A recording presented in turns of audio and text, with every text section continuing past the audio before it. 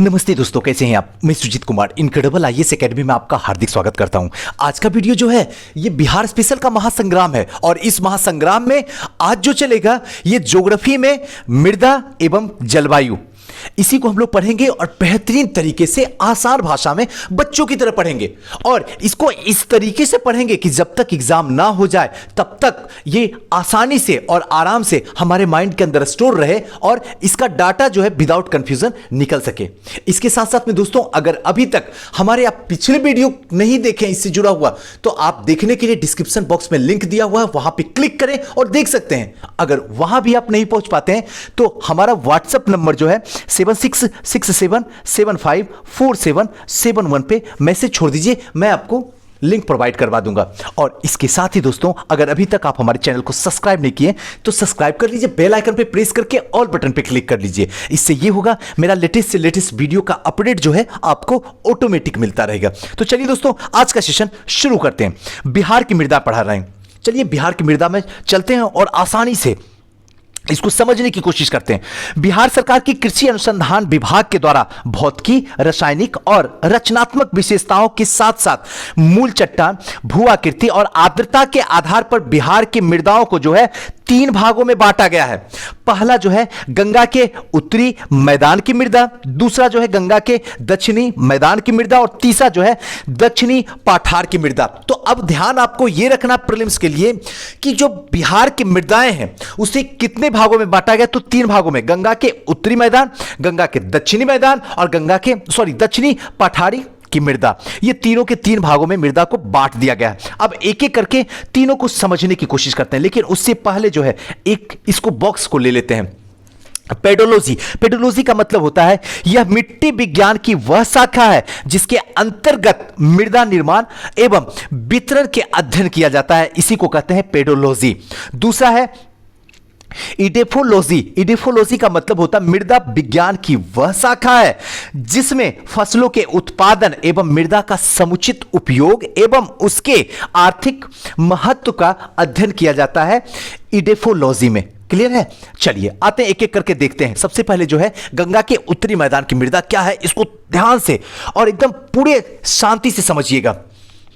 गंगा के उत्तरी मैदान की मृदा में जलोढ़ मृदा की प्रधानता है। अब देखिए ये पॉइंट ऑफ व्यू से आ गया, एकदम इंपॉर्टेंट हो गया। गंगा का जो उत्तरी मैदान है उसकी मृदा में क्या है, जलोढ़ मृदा की प्रधानता, और यह मृदा का निर्माण जो है स्थानीय चट्टानों के तलछटी से हुई है। इसमें 3 प्रकार की मृदा जो है प्रमुख है। मतलब क्या है, ये जो है गंगा के उत्तरी मैदान की मृदा है। इस मृदा में जो उत्तरी मैदान की मृदा, इसमें जलोढ़ मृदा की प्रधानता, और ये जो मृदा है वो चट्टानों के तलछट से निकलता हुआ आया है। और यह जो है 3 प्रकार का है। पहला जो है तराई मृदा, तराई मृदा समझते हैं। तराई मृदा का निर्माण जो है हिमालय पर्वत से नदियों के द्वारा लाए गए अवसाद और तलछटी पदार्थ के एकत्रीकरण और अवसादन से होता है। समझ में आ गया? तराई का मतलब होता है कि हिमालय पर्वत से, जो हिमालय पर्वत है उससे नदियों के द्वारा जो है इसको लाई गई अवसाद या कहीं तो तलछटी जो होते हैं अवसाद जो उसके अंदर लाई जाती है, वो पदार्थ का एकत्रीकरण के अवसाद से जो है तराई मृदा का निर्माण होता है। क्लियर? दूसरा जो है इसका रंग जो होता है, तराई मृदा का रंग जो होता है वो कैसा होता है, भूरा या फिर हल्का पीला। यानी कि जो मिट्टी बिहार में भूरा और पीला दिखेगी तो समझ लीजिएगा कि ये मिट्टी जो है ये क्या है, तराई मिट्टी है। नेक्स्ट जो है इसमें माध्यम उर्वरता के साथ साथ पर्याप्त आर्द्रता पाई जाती है। यानी कि इसमें जो है उर्वरता के साथ साथ में पर्याप्त आर्द्रता भी पाई जाती है। इस प्रकार की मृदा जो है नेपाल की सीमा के साथ साथ में पूर्व किशनगंज से लेकर पश्चिम चंपारण के पहाड़ियों तक 5 से 7 किलोमीटर चौड़ी पट्टी में ये जो तराई मृदा है ये बिछी हुई है।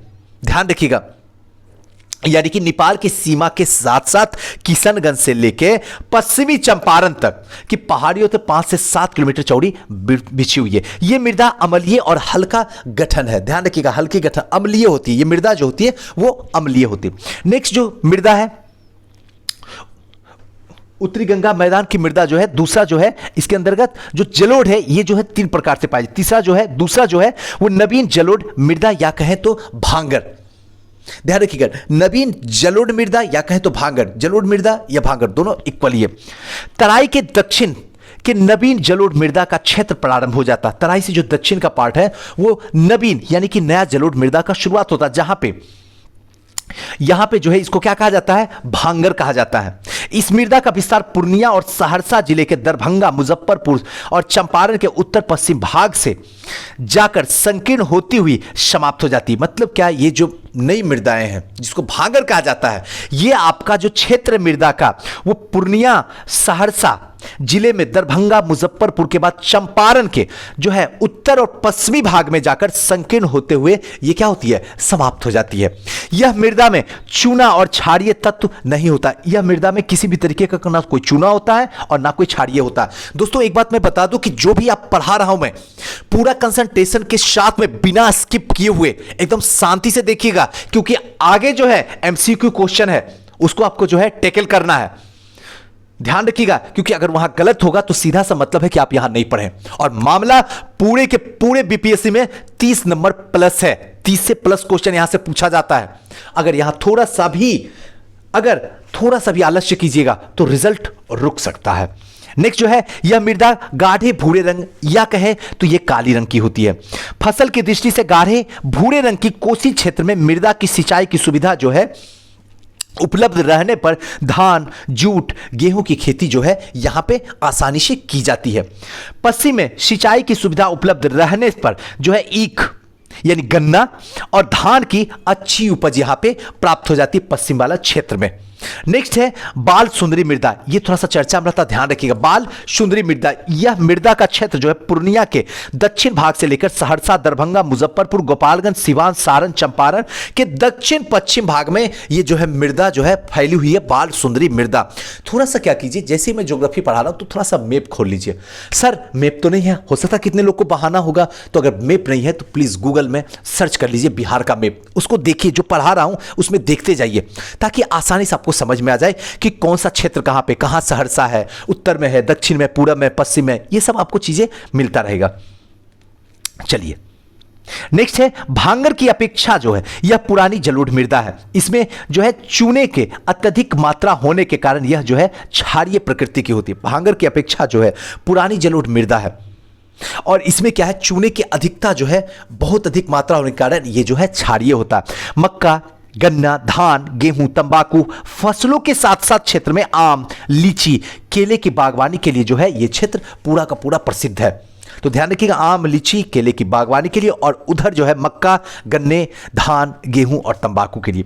गंगा के दक्षिणी मैदान की मृदा। अब थोड़ा सा गंगा के उत्तरी देख लिया, अब गंगा के दक्षिणी मैदान को देख लेते हैं। उसके बाद पठारी क्षेत्र देख लेंगे। गंगा के दक्षिणी मैदान में मुख्यतः 3 प्रकार की मृदाएं पाई जाती है। गंगा के उत्तरी मैदान में भी 3 प्रकार के और गंगा के दक्षिणी मैदान में भी 3 प्रकार के। तो दक्षिणी में 3 प्रकार के, पहला जो है ताल कहे या टाल कहे, दोनों बराबर ही है। गंगा के दक्षिणी भाग में 8 से 10 किलोमीटर चौड़ी पट्टी और मोटे कण वाले घूसर रंगों वाले भारी मृदा विस्तृत है। यह मृदा का निर्माण जो है वर्षा ऋतु के बाद आई बाढ़ के बाद बारीकी कणों के निक्षेप से हुआ है और जल सूखने के बाद यह भूमि पर रबी की अच्छी फसल जो है यहां पे बोई जाती है ताल वाले क्षेत्र में। नेक्स्ट जो है पुरानी जलोढ़ या कहे तो केरल कवाल मृदा। ये क्या है, पुरानी जलोढ़ या कहे तो केरल कवाल मृदा। ये क्या है, यह मृदा विस्तार जो है रोहतास से लेकर गया, औरंगाबाद, पटना, जहानाबाद, मुंगेर होते हुए भागलपुर वाला क्षेत्र में, यानी कि टोटल का टोटल ये दक्षिण वाला क्षेत्र है। मैप में अगर देख लीजिएगा ना तो ये दक्षिण हुआ, ये उत्तर हुआ, ये पूरब हुआ और ये पश्चिम हुआ। तो ये वाला क्षेत्र जो है, इस वाले क्षेत्र की बात हो रही है। यहां पे आपका रोहतास से लेकर गया, औरंगाबाद, पटना, जहानाबाद, मुंगेर और भागलपुर तक फैला हुआ है। यह मृदा का रंग जो है गहरा भूरा, पीला, हल्का पीला होता और यह करेल मृदा क्षारीय प्रकृति का होता, जो कि कैवाल मृदाओं के क्षारीय और अम्लीय गुण काफी इसमें जो है संतुलित मात्रा में पाए जाते हैं और यह मृदा में जल सोखने की क्षमता जो होता है बहुत अधिक होती है। ध्यान रखिएगा, यह मृदा में जो है जल सोखने की क्षमता जो होती है वो बहुत होती है, यानी कि करेल कवाल या कहे तो जलोढ़ मृदा में जो है जल सोखने की क्षमता जो है अधिक होती है। धान, गेहूं, चना, अरहर की मुख्य फसलों के उत्पादन के साथ साथ इसके सिंचित क्षेत्रों में गन्ना की खेती भी की जाती है। ध्यान रखिएगा, इसके अंदर जो है गन्ना की खेती, जहां धान की, गेहूं की, चना की, अरहर की और वहीं पे जो है एक सिंचित क्षेत्र में जो है गन्ना की भी खेती की जाती है। नेक्स्ट जो है बलथर मृदा। मृदा मतलब मिट्टी होता, बलथर मिट्टी के बारे में। तो गंगा के दक्षिण मैदान में छोटा नागपुर के पठार के मिलन पर पश्चिम में जो कैमूर पठार है, ध्यान रखिएगा, कैमूर पठार से लेकर पूर्व में राजमहल की पहाड़ी तक जो है बलथर मृदा 8 से 15 किलोमीटर चौड़ा क्षेत्र है। देखिए और तो कुछ आपसे नहीं पूछेगा, लेकिन यह क्षेत्र हो सकता है पूछ देगा कि बलथर मृदा इनमें से कहां पाई जाती है।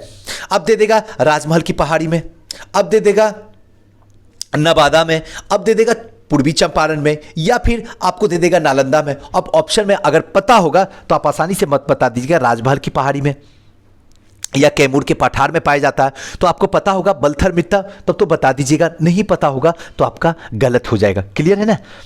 चलिए, बलथर मृदा के बारे में चर्चा हो रही है। रेत और कंकर युक्त निम्न उर्वरता और पीलापन के लिए जो है लाल रंग की इस मृदा की जल ग्रहण क्षमता कम होती है। ये बलथर मृदा जो होती है लाल रंग की होती है, ठीक है ना, जिसकी वजह से क्या होता है, इसमें जल का ग्रहण करने की क्षमता जो होती है वो बहुत कम होती है। इस मृदा के मुख्य रूप से मक्का, अरहर, उड़द, चना, ज्वार, बाजरा की खेती की जाती है। और इस मिट्टी में मुख्यतः जो है आपका मक्का का, अरहर का, उड़द का, चना, ज्वार, ये सब की खेती जो है की जाती है। दक्षिणी पठार की मृदा, दक्षिणी बिहार के संकीर्ण पठारी भाग में जो अवशिष्ट मृदा मिलती है उसके रंग मुख्य रूप से लाल और पीला होता है। जो रंग मिलता है वो लाल और पीला होता है। और इसकी भौतिक संरचना, रासायनिक परिवर्तन के आधार पर इनमें जो है विभिन्नता पाई जाती है। और यह मुख्यतः जो है 2 प्रकार का होता है। ध्यान रखिएगा, मृदा जो है 2 प्रकार का होता है। एक जो होता है लाल बलुई मृदा, इसके बारे में थोड़ा सा समझ लेते हैं। यह पठारी मृदा जो कि कैमूर और रोहतास के पठारी में भाग में मिलते हैं। कौन? तो लाल और बलुई मृदा, मतलब जो मृदा है वो बलुई टाइप का, लेकिन कलर जो है, रंग जो है वो लाल है। और ये कहां पे मिलता है? तो ध्यान रखिएगा, कैमूर और रोहतास के पठारी वाले भागों में मिलता है। इसमें बालू की मात्रा अधिक होने के कारण क्या होता है, इसकी उर्वरा शक्ति में कम होता है। ऐसे भी जानते हैं कि जहां पे बालू होगा उसमें उर्वरा शक्ति का ह्रास होना शुरू हो जाएगा। यहां पर मोटे अनाज उगाए जाते हैं। इन वाले क्षेत्र में जो है आपका कैमूर और रोहतास वाले क्षेत्र में यहां पे मोटे अनाज उगाए जाते हैं। और दूसरा मृदा जो है लाल और पीली मृदा, इस मृदा में लोहे तत्व की प्रधानता के कारण इसका रंग जो है लाल होता है।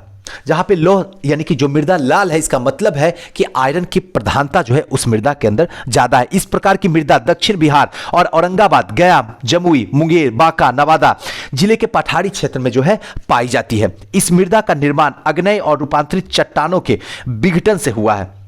अग्नेय और रूपांतरित चट्टान है, इसी चट्टान का जब विनाश होने लगा, टूटने लगा, फूटने लगा, विघटन होने लगा, तो आपका लाल एवं पीली मृदा की निर्माण होना शुरू हो गया। इस प्रकार की मृदा मुख्य रूप से मक्का और दलहन, मोटे अनाज के लिए, मक्का भी, दलहन भी, यानी दलहन मतलब दाल, और मोटे अनाज की खेती के लिए जो है ये प्रसिद्ध है। क्लियर हो गया? अब देखिए ये बॉक्स बना दिया गया, बॉक्स से आसानी से, अब तक तो आप पूरा कॉन्सेप्ट समझ लिए। अब आपको बताते हैं तराई वाली मृदा जो है, जो तराई क्षेत्र का है, इसकी भौतिक संरचना कैसे बनी है। तो रेत और कंकर युक्त भूरा हल्का पीला होता, भूरा भी और हल्का पीला दोनों रंग होता है तराई वाली मिट्टी में। और इसका प्रमुख क्षेत्र क्या है? तो चंपारण और किशनगंज माना गया, जहां पे सबसे ज्यादा तराई मिट्टी पाई जाती है। और इसका प्रमुख फसल जो है इसके अंदर बोया जाता है तराई मिट्टी में, तो धान, पटसन और गन्ना। बाल सुंदरी जो है चूना और क्षारयुक्त गहरा भूरा और सफेद, गहरा भूरा भी और सफेद कलर का ये रंग बाल सुंदरी मिट्टी होता है, जो कि सहरसा, चंपारण, पूर्णिया, मुजफ्फरपुर में पाया जाता है, जहां पे गन्ना, धान, गेहूं, मक्का और तंबाकू की खेती की जाती है। खादर कहें या फिर नवीन जलोढ़ मिट्टी कहें। बांगर पुरानी होता है, ये तो आप अच्छे से जानते हैं। तो जो खादर है नवीन है। चूना और क्षार की कमी होती है, चूना में और क्षार दोनों की कमी होती है। गहरा और काला रंग होता है, ध्यान रखिएगा। यहां पे जो है मुजफ्फरपुर, मुंगेर, चंपारण, पूर्णिया, सहरसा, दरभंगा, भागलपुर, ये वाला क्षेत्र में जो है आपका नवीन जलोढ़ मृदा पाया जाता है, जिसमें जूट, गन्ना, गेहूं, धान, मक्का, चना और अरहर की खेती की जाती है। बांगर या पुरानी जलोढ़ क्षारीय और अम्लीय गहरा भूरा होता, यानी कि गया, पटना, रोहतास, यहां पे जो है बांगर या कहें तो पुरानी मिट्टी पाई जाती है, जहां पे धान, गेहूं और अरहर की खेती जो है अरहर की खेती आसानी से की जाती है। अब आते हैं टाल वाले क्षेत्र में। टाल वाले क्षेत्र में घूसर रंग जो होता है टाल का क्षेत्र का जो मिट्टी होती है वो धूसर रंग की होती है, जहां पे पटना, बाढ़, मुंगेर, भागलपुर वाले क्षेत्र में पाया जाता दलहन और तिलहन एवं गेहूं के लिए जो है ये टाल वाला क्षेत्र प्रसिद्ध है। नेक्स्ट है बलथर, ये रेत और कंकड़ युक्त अम्लीय लाल रंग की मिट्टी होती है, बलथर मिट्टी, जो कि कैमूर वाले क्षेत्र में पाई जाती है, जहां पे ज्वार, बाजरा और अरहर की जो है खेती की जाती है। पूरी तरीके से मिट्टी के बारे में एकदम कॉन्सेप्ट आपका क्लियर हो गया होगा। क्लियर? अब आते हैं बिहार की जलवायु को, थोड़ा सा जलवायु समझ लेते हैं इसको, उसके बाद जो है हम लोग जो है एमसीक्यू क्वेश्चन देखेंगे, इसको अच्छे तरीके से समझते हैं। भारत के पूर्वी भाग में स्थित बिहार, और एक चीज हमेशा ध्यान रखिएगा, बार बार कहता हूं, भारत के पूर्वी भाग में स्थित बिहार है, दक्षिणी में कभी मत कीजिएगा, उत्तरी में कभी मत कीजिएगा, इतना जरूर रहम कीजिएगा खुद के ऊपर। क्लियर है ना? बिहार जो है भारत के पूर्वी भाग में स्थित है। बिहार की जलवायु न केवल अक्षांशीय स्थिति बल्कि कई अन्य भौगोलिक कारकों के कारण प्रभावित करते हैं इसकी जलवायु। मतलब अगर बिहार की जलवायु सिर्फ अक्षांशीय स्थिति में नहीं बल्कि कई अन्य भौगोलिक कारण होता है जिसकी वजह से बिहार की जलवायु प्रभावित होती है। जलवायु जो होती है वो मुख्य रूप से उष्ण मानसूनी जलवायु है बिहार की, ध्यान रखिएगा, उष्ण मानसूनी जलवायु, क्योंकि यह पूर्व से समुद्रिक प्रभाव वाले आर्द्र क्षेत्र तथा पश्चिम से महादेशीय प्रभाव वाले शुष्क क्षेत्र के बीच में स्थित है। पूर्व में जो है समुद्र वाला क्षेत्र और जो पश्चिम में है महादेशीय प्रभाव वाले क्षेत्र में ये स्थित है। कोपेन में अपने जलवायु विभाजन में बिहार के उत्तरी भाग को यानी कि CWG और दक्षिणी भाग को AW जलवायु के अंतर्गत माना है। कोपेन जो है अपने जलवायु विभाजन में बिहार के उत्तरी भाग CWG और दक्षिणी भाग को AW जलवायु के अंतर्गत माना है, और थानवेट बिहार के अधिकांश भाग को जो है CAW में और उत्तरी संकीर्ण क्षेत्र CBW माना है।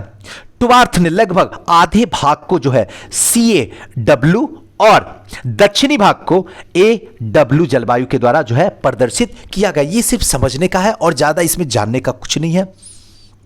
ये जलवायु क्षेत्र के अनुसार से जो है इसको कोपेन में बांट के रखा गया है, ठीक है ना, इसको थोड़ा सा ध्यान रखिएगा, बस और कुछ भी नहीं इंपॉर्टेंट है। चलिए आते हैं तापमान, वायु, वर्षा, दिशा और वायु ताप के आधार पर बिहार की जलवायु को 3 ऋतुओं में विभाजित किया गया है। किसकी वजह से? तो तापमान में, वायु में और वर्षा की दिशा और वायु दाब के आधार पर 3 ऋतुओं में विभाजित किया गया बिहार की जलवायु को। पहला जो है ऋतुएं, जलवायु परिवर्तनशील को अध्ययन में रखते हुए वर्षा का विभाजन 3 ऋतुओं में किया गया, शीत ऋतु में, ग्रीष्म ऋतु में और वर्षा ऋतु में। यानी वर्षा का विभाजन जो है 3 ऋतु में देखा गया जलवायु परिवर्तन की वजह से। एक शीत में भी वर्षा होती है, ग्रीष्म में भी होती है और वर्षा ऋतु में भी होती है। शीत ऋतु में जो वर्षा होती है उसके बारे में थोड़ा सा देखते हैं। शीत ऋतु का समय जो होता है अक्टूबर से फरवरी तक का होता है, जिसको माना जाता है शीत ऋतु, यानी ठंडे का दिन। इस ऋतु में संपूर्ण राज्य में उच्च वायुदाब का क्षेत्र होता है, संपूर्ण राज्य में उच्च वायुदाब का क्षेत्र होता है, और यहां औसतन तापमान जो है 10 से 18 डिग्री सेल्सियस तक जो है यहां पे रहता है। खुला हुआ दिन, शांत रातें, मंद पछुआ हवा वाली शरद ऋतु सुहावनी जलवायु प्रायः दिसंबर से जनवरी एवं भूमध्य सागरीय चक्रवातों के आगमन से कुछ दिनों के लिए बदल जाती है। तूफानों से होने वाली हल्की वर्षा के कारण इन दिनों जो है ठंड बढ़ जाती है। क्लियर है? तूफानों की वजह से जो होता है, इसी वजह से क्या होता है यहां पे थोड़ा सा जो है ठंड बढ़ जाता है। अब ग्रीष्म ऋतु में क्या है, ग्रीष्म ऋतु को थोड़ा सा देख लेते हैं। यह ऋतु जो है मार्च से मई तक का, कई बार प्रीलिम्स में ऐसा क्वेश्चन पूछा भी गया है और पूछने की संभावना है। ये समय जरूर याद रखिएगा कि जो शरद ऋतु है इसका टाइमिंग क्या है, ठीक है ना, अक्टूबर से फरवरी तक है, ध्यान रखिएगा। उसी तरह ग्रीष्म ऋतु का क्या टाइमिंग है, तो मार्च से लेकर मई तक है। और सूर्य की स्थिति कर्क रेखा के निकट, ध्यान रखिएगा, कर्क रेखा के निकट जो है निम्न वायुदाब का क्षेत्र विकास होने लगता है, जिसकी वजह से गर्मी बढ़ती जाती है। धूल की आंधियां, जिन्हें स्थानीय भाषा में लू कहा जाता है, चलने लगती है। मार्च से मई तक जो है समस्त बिहार में तापमान जो है वो क्या होता है, बढ़ना शुरू हो जाता है। एक बार थोड़ा सा हल्का सा इस बॉक्स को देख लेते हैं क्योंकि देखना जरूरी है। बिहार की जलवायु को प्रभावित करने वाले जो प्रमुख कारक है जिसकी वजह से बिहार की जलवायु जो है प्रभावित होती है। पहला जो है हिमालय की स्थिति, जिस तरीके से हिमालय की स्थिति खड़ी है उसकी वजह से। दूसरा जो है दक्षिणावर्ती प्रायद्वीपीय। तीसरा जो है नॉर्वेस्टर तथा अन्य ग्रीष्मकालीन तूफान। चौथा जो है कर्क रेखा की स्थिति। पांचवा जो है बंगाल की खाड़ी की समीपता। और नेक्स्ट जो है दक्षिण पश्चिम मॉनसून की क्रियाशीलता।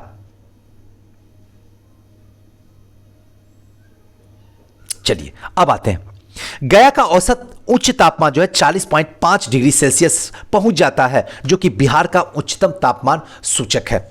सबसे अधिक तापमान जो रहता है वो कहां रहता है, तो गया में रहता है। तापमान में वृद्धि के साथ साथ वातावरण में आर्द्रता कम हो जाती है। तापमान जब वृद्धि होगी तो वातावरण में आर्द्रता ऑटोमेटिक क्या हो जाएगी, कमना शुरू हो जाएगी। अप्रैल में आर्द्रता की मात्रा समस्त बिहार में सबसे कम होती है, सबसे कम अप्रैल महीने में आर्द्रता होती है, यह ध्यान रखिएगा। बिहार में इन दिनों गंगा के मैदान की ओर पश्चिमी के शुष्क हवा चला करती थी, जिसे हम कहते क्या है, पश्चिमी हवा कहते हैं। जो गंगा मैदान की ओर पश्चिम से, ध्यान रखिएगा, पश्चिम से शुष्क हवा चलती है, इसे ही कहते हैं पछुआ हवा। पछुआ हवा का स्थान जो होता है ग्रीष्म ऋतु के अंत तक उत्तर से दक्षिण, ध्यान रखिएगा, उत्तर से दक्षिण, ये वाला क्षेत्र उत्तर से दक्षिण जो है हवाएं ले जाती है। फलतः इस समय यहां जो है तेज आंधी जो है आती रहती है, जिसे क्या कहते हैं, तो ध्यान रखिएगा नॉर्वेस्टर, या फिर कहें तो काल बैशाखी भी कहा जाता है। दोनों ध्यान रखिएगा, यानी कि इस समय जो है तेज आंधी आती रहती है, इसी को हम कहते हैं नॉर्वेस्टर या काल बैशाखी कहते हैं। वर्षा ऋतु प्रारंभ होने से पहले मार्च से मई तक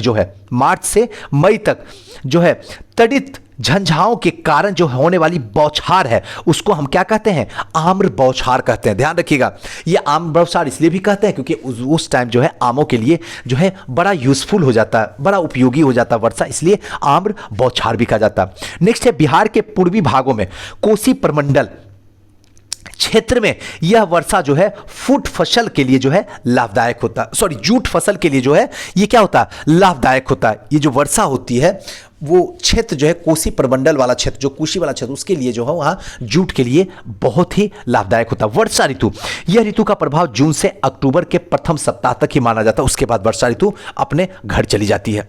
जब भारत के दक्षिण पश्चिम मानसून का समय रहता है तब यहां पे जो है वर्षा ऋतु मौजूद होती है। नेक्स्ट जो है बिहार में बंगाल की खाड़ी से आने वाली मानसून हवाओं को पूर्वी हिमालय वाली शाखाओं से मुक्तः वर्षा होती है, यानी कि बिहार में जो है बंगाल की खाड़ी से आने वाली मानसून हवाओं से पूर्वी हिमालय वाली शाखाओं से क्या होती है, मुक्तः वर्षा जो है बिहार में होती है। और इन मानसूनी हवाओं से बिहार की कुल वार्षिक वर्षा जो है 80% वर्षा उपलब्ध होती है। इन्हीं मानसून हवाओं की वजह से बिहार का औसत वार्षिक वर्षा जो होगा वो कितना होगा, 112 सेंटीमीटर। याद रखिएगा, कई बार क्वेश्चन पूछा भी जा चुका और पूछा भी जाएगा।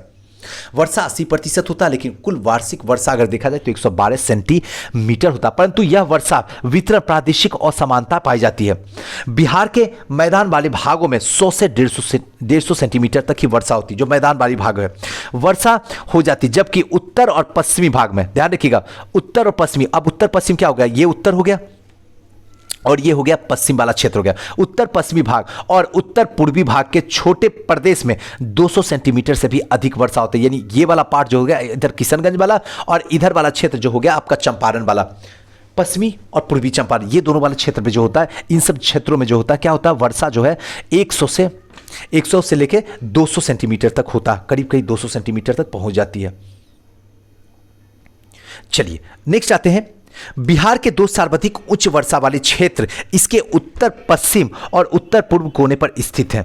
इन दो क्षेत्रों के उत्तर पश्चिम में चंपारण जिले के तराई वाले क्षेत्र में जहां 1500 मिलीमीटर समष्टि रेखा गुजरती है, जबकि उत्तर पूर्व में किशनगंज, अररिया, पूर्णिया, कटिहार जिले में 1800 मिलीमीटर की समष्टि जो है रेखा गुजरती है, जिसकी वजह से इन दोनों जगह पे अधिक वर्षा पाई जाती है, यानी होती है। बिहार की ऋतु और अवधि, ग्रीष्म ऋतु जो है मार्च से जून तक है, वर्षा ऋतु जो है जुलाई से सितंबर तक का, शीत ऋतु जो है अक्टूबर से फरवरी तक है। उत्तर पूर्व क्षेत्र में स्थित किशनगंज बिहार में सर्वाधिक वर्षा वाला क्षेत्र माना जाता है, किशनगंज, जबकि औरंगाबाद में सबसे कम वर्षा होती है। अगर औरंगाबाद में आप हैं तो सबसे कम वर्षा होगी। औरंगाबाद जो है दक्षिण वाला क्षेत्र में, बिहार के दक्षिण जिला में स्थित है। नेक्स्ट जो है अक्टूबर और नवंबर माह में सूर्य के दक्षिणायन होने से तापमान में कमी आने लगती है। सूर्य के दक्षिणायन हो जाने की वजह से तापमान में कमी होने लगती है। उत्तर पश्चिम में वायुदाब जो है बढ़ने लगता है और साथ ही बंगाल की खाड़ी वाले भाग में जो है वायुदाब जो है घटने के कारण मॉनसूनी हवाएं बंगाल की खाड़ी की ओर क्या होती है, लौटने लगती है, जिसको मॉनसून का प्रत्यावर्तन कहा जाता है, यानी कि रिटर्निंग ऑफ मॉनसून इसको कहते हैं। क्लियर हो गया। अब बिहार की कृषि जलवायु क्षेत्र और संबंधित जिले क्या हैं? और पूर्व का मैदानी भाग आपका कौन से जिले में चल जाएगा? पूर्व का मैदानी भाग। पूर्व का जैसे ही मैदानी भाग बोले तो ये वाला क्षेत्र आ जाएगा। ये बिहार अगर मानते हैं तो ये क्या हो गया? उत्तर, दक्षिण, पूर्व और ये पश्चिम हो गया। तो पूर्व वाला भाग में आपका पूर्णिया हो जाएगा, कटिहार, सहरसा, मधेपुरा, सुपौल, बेगूसराय, मुंगेर, खगड़िया, भागलपुर, अररिया और किशनगंज वाला क्षेत्र हो जाएगा। दक्षिण का भाग जो है आपका ये नीचे वाला क्षेत्र आ जाएगा। दक्षिण का भाग में बांका, जमुई, मैसूर, जो कि मैसूर कहते हैं, कैमूर, भभुआ, लखीसराय, शेखपुरा।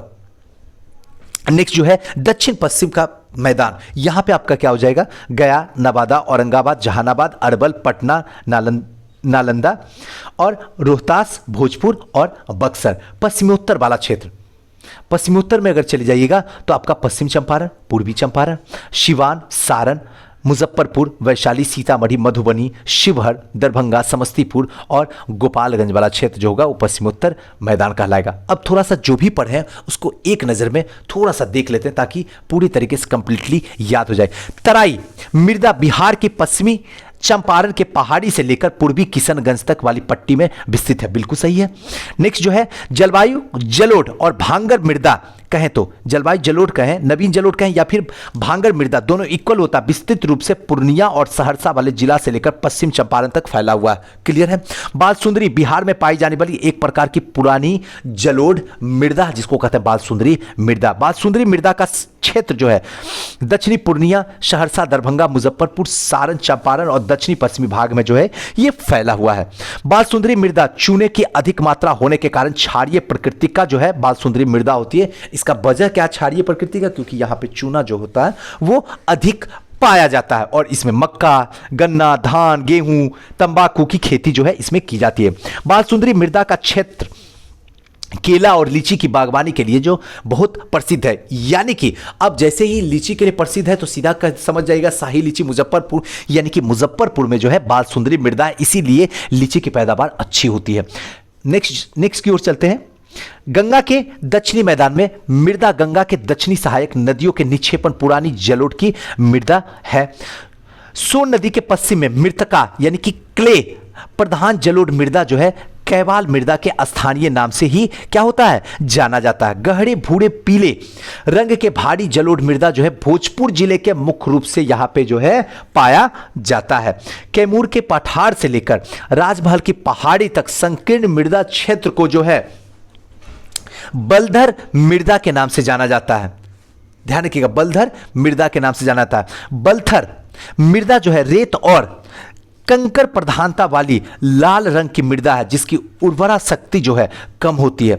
बलथर मृदा में रेत जो होती है ये क्या होती है? इसमें रेत और कंकर की प्रधानता होती है। इसकी उर्वरा शक्ति जो होती है, कंकर और पत्थर है, बालू है, तो इसका मतलब उर्वरा शक्ति क्या हो जाएगी? घट जाएगी।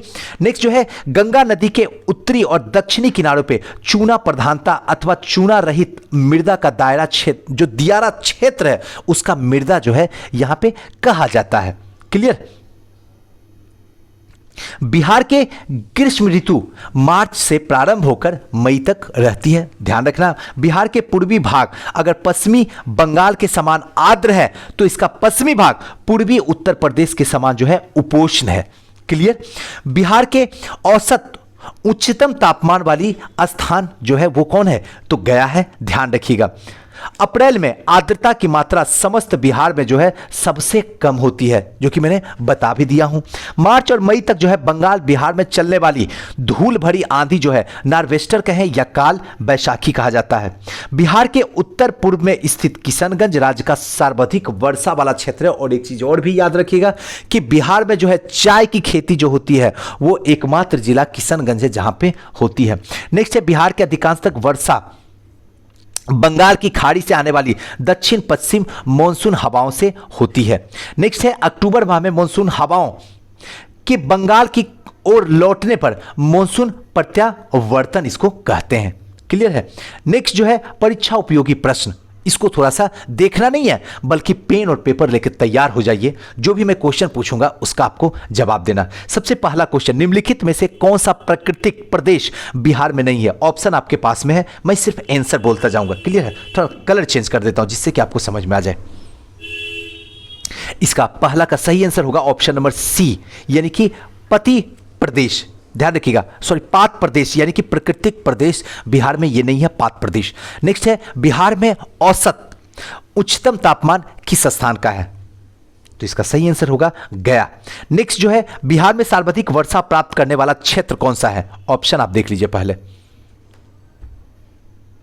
इसका सही आंसर होगा किशनगंज।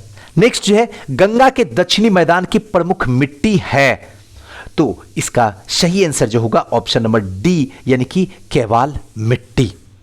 अभी जस्ट सब बताए हूं, एकदम आपके समझ में आना चाहिए।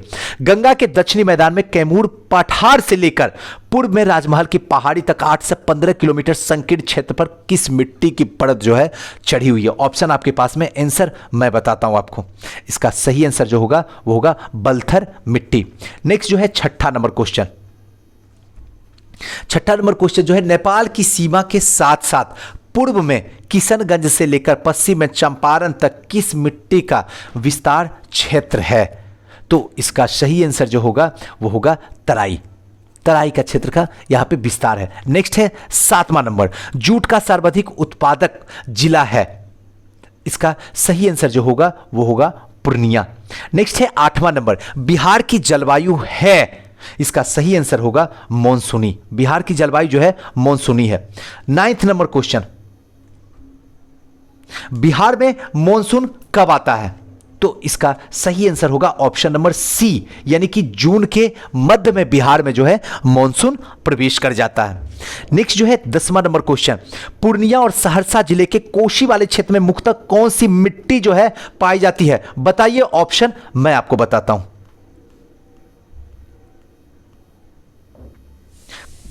ऑप्शन आपके सामने, बताइए। इसका सही आंसर होगा खादर मिट्टी। नेक्स्ट जो है 11 नंबर क्वेश्चन, क्या कहता है? नवीन जलोढ़ मिट्टी बिहार के किस जिले में पाई जाती है? नवीन जलोढ़ मिट्टी, ऑप्शन आपके सामने, मैं एग्जैक्ट आंसर बताऊंगा। इसका होगा सहरसा में भी पाई जाती है, पूर्णिया में भी पाई जाती है, दरभंगा में भी पाई जाती है, और इसका सही आंसर उपयुक्त में से सभी। 12 नंबर क्वेश्चन, दलदली मिट्टी बिहार के किस जिले में पाई जाती है? तो इसका सही आंसर जो होगा वो होगा सुपौल में भी पाई जाती है, किशनगंज में भी पाई जाती है, सीतामढ़ी में भी पाई जाती है, तो उपयुक्त में से सभी होगा। नेक्स्ट आते हैं 13 नंबर क्वेश्चन। 13 नंबर क्वेश्चन क्या कहता है? बिहार में लेटराइट मिट्टी किस भाग में पाई जाती है? तो इसका सही आंसर होगा बी यानी कि छोटा नागपुर पठार के उत्तरी भाग में जो है लेटराइट मिट्टी पाई जाती है। क्लियर है? नेक्स्ट आते हैं 14 नंबर क्वेश्चन, बिहार में 5 से 7 किलोमीटर चौड़ी पट्टी तराई क्षेत्र में विस्तृत है। ऑप्शन आपके सामने है, आंसर मैं बता रहा हूं। इसका सही आंसर जो होगा ऑप्शन नंबर ए यानी कि पूर्वी चंपारण, छपरा, अररिया और किशनगंज में जो है 5 से 7 किलोमीटर चौड़ी पट्टी तराई वाला क्षेत्र जो है ये फैला हुआ है। 15 नंबर क्वेश्चन, बिहार में पुरानी जलोढ़ मिट्टी का विस्तार है, तो इसका सही आंसर होगा ऑप्शन नंबर बी, रोहतास, गया, पटना, मुंगेर और भागलपुर। नेक्स्ट है 16 नंबर, बिहार के गंगा नदी के दक्षिण में एक लंबी संकीर्ण पतली पट्टी विस्तारित है, इनमें से कहां पे? तो इसका सही आंसर होगा ऑप्शन नंबर ए यानी कि पटना, बाढ़, मोकामा और बड़ैया। नेक्स्ट जो है बिहार में भाबर के मैदान क्षेत्र को कहा जाता है, तो इसका सही आंसर जो होगा वो होगा ऑप्शन नंबर डी यानी कि चंपारण के उत्तर पश्चिम भाग। नेक्स्ट जो है भांगर मिट्टी का सर्वाधिक विस्तार बिहार में कहां पे है? इसका सही आंसर जो होगा option number A, Saharsa Purnia जिले के कोसी वाले क्षेत्र में भांगर मिट्टी का सर्वाधिक विस्तार है। नेक्स्ट है 19 नंबर, बिहार में जलोढ़ मिट्टी की प्रमुख फसल है, इसका सही आंसर जो होगा 19वां नंबर वो होगा ऑप्शन नंबर ए यानी कि धान, गेहूं, ईख, चना, अरहर और बाजरा। इसको थोड़ा सा ध्यान रखना होगा, यानी 19 नंबर का सही आंसर जो होगा ए होगा। जलोढ़ मिट्टी की प्रमुख फसल जो है वो आपका धान, गेहूं, ईख, चना, अरहर और बाजरा है। नेक्स्ट जो है कोप मिट्टी की प्रधानता बिहार के किस जिले में? कोप मिट्टी की प्रधानता, तो इसका सही आंसर जो होगा वो होगा ऑप्शन नंबर डी, भागलपुर। ध्यान रखिएगा, भागलपुर में कोप मिट्टी की प्रधानता है। नेक्स्ट जो है 21 नंबर, बिहार के अधिकांश भाग आच्छादित हैं, ऑप्शन आपके सामने, आंसर मैं आपको बताता हूं। इसका सही आंसर जो होगा ऑप्शन नंबर बी, यानी कि कछाड़ी मिट्टी से। नेक्स्ट जो है 22वां नंबर, बिहार की जलवायु में कितने मौसम प्रचलित हैं? बिहार की जलवायु में कितने ऐसे मौसम जो प्रचलित हैं? तो इसका सही आंसर जो होगा 22वां का, वो आपका होगा ए, यानी कि शीत, ग्रीष्म और वर्षा जो है, इतना ही मौसम जो है बिहार में प्रचलित है जलवायु में। नेक्स्ट जो है 23वां नंबर क्वेश्चन। 23 नंबर क्वेश्चन क्या कहता है? बिहार में सर्वाधिक वर्षा कहां के मॉनसून से प्राप्त होता है? बिहार में जो सर्वाधिक वर्षा होता है वो कहां के मॉनसून से प्राप्त होता है? तो इसका ऑप्शन आपके पास में, आंसर मैं बताता हूं, ऑप्शन नंबर बी, बंगाल की खाड़ी से। बहुत इंपॉर्टेंट है, ध्यान रखिएगा। नेक्स्ट है बिहार से मॉनसून लौटना कब प्रारंभ हो जाता है? अब ऑप्शन पहला यहां है,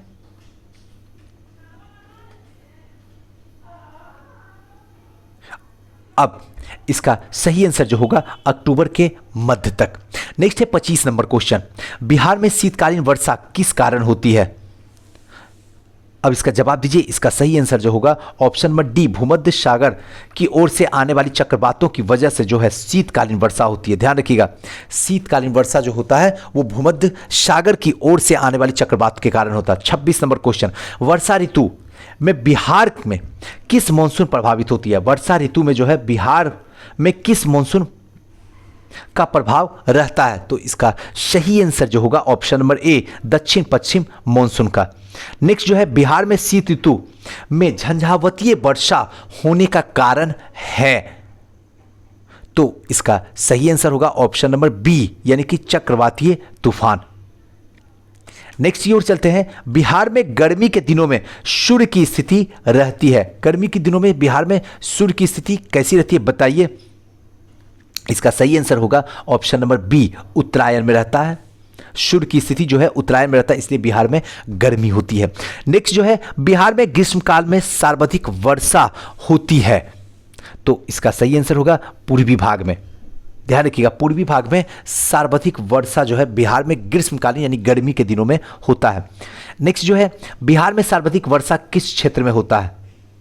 तो इसका सही आंसर जो होगा वो होगा उत्तर पूर्वी वाले क्षेत्र में, यानी कि ये उत्तर हुआ, ये पूरब हुआ, उत्तर पूर्वी वाले इस वाले क्षेत्र में, किशनगंज वाले क्षेत्र में जो है सर्वाधिक वर्षा होती है।